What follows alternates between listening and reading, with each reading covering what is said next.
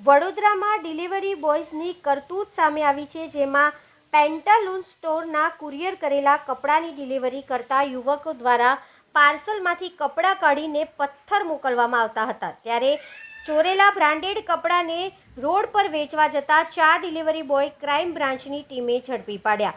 હકીકતમાં વડોદરાના ગેંડા સર્કલ સ્થિત પેન્ટાલૂન્સમાંથી બ્રાન્ડેડ કપડાઓના 27 જેટલા બોક્સ મહારાષ્ટ્રના ભિવંડી ખાતે કુરિયર દ્વારા પાર્સલ મોકલવામાં આવ્યા હતા.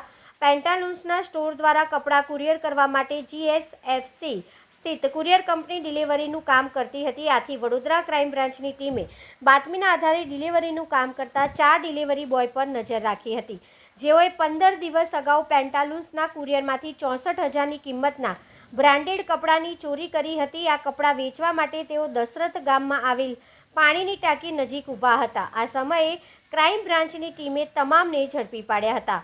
આ ગુનામાં આરોપીઓની ઓળખ ડિલિવરી બોય તરીકે કામ કરતા મયંક રાઠોડ, નીરજ ઉર્ફે નીલુ યાદવ, આશીષ પટેલ અને ભાવિક ભીલ તરીકે થઈ છે, જેમની પાસેથી ચોરીના બ્રાન્ડેડ કપડાનો જથ્થો જપ્ત કરીને કાયદેસરની કાર્યવાહી હાથ ધરી છે.